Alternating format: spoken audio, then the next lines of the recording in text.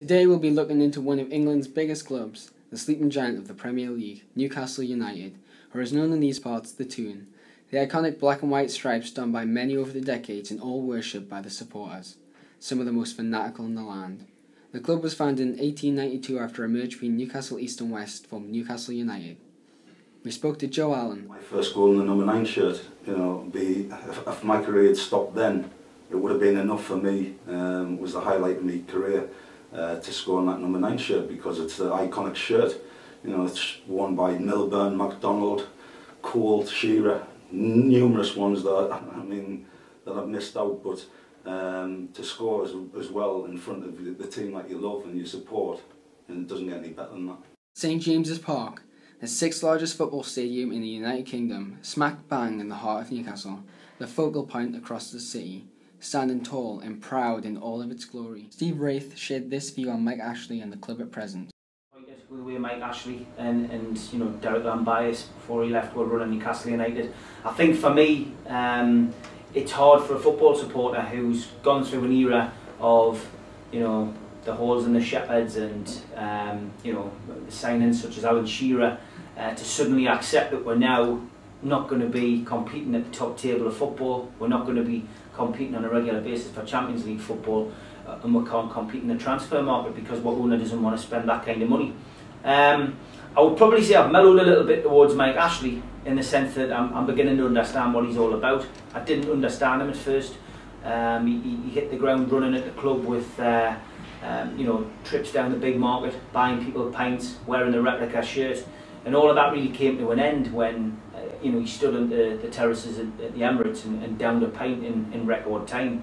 And the media turned against him, and then the fans, basically were led up the garden path a little bit by the media. That people started to attack him for bringing the club into disrepute by a chairman doing something or an owner doing something as silly as that.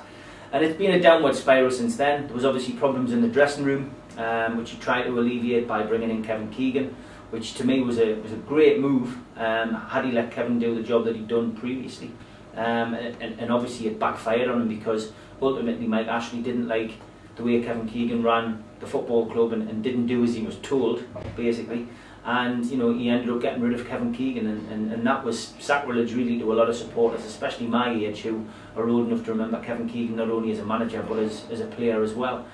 He's never really recovered from that, The club obviously went to court with Kevin, and they were proved to have lied to the public. They were proved to have lied in court, and that ultimately meant that Kevin Keegan was paid off and vindicated. And for us as supporters, I think that was our biggest blow, because then it led to the subsequent relegation.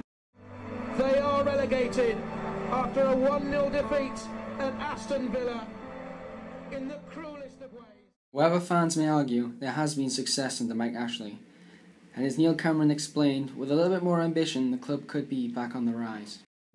For Newcastle United to put a good team in the park every week, to be nowhere near the relegation zone, nowhere near it, to be where Newcastle should be, top 8 club with pushing for a Champions League place, which is getting more difficult.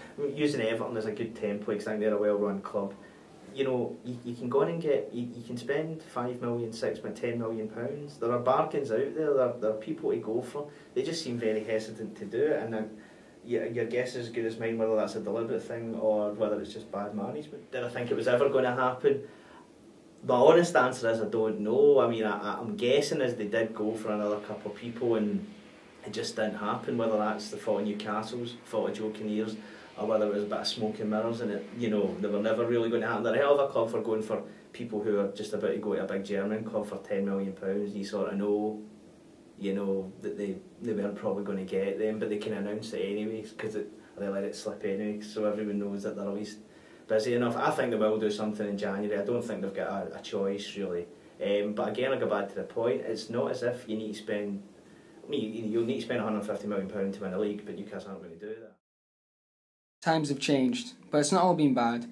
Newcastle finished 5th 2 seasons ago and brought European nights back to St James's Park, while the squad that got them there is still the same, minus the sale of Demba Ba and Johan Cabaye, who the club would argue they have adequately replaced with Like Remy along with other successful buys. But as of yet, they haven't replaced Johan.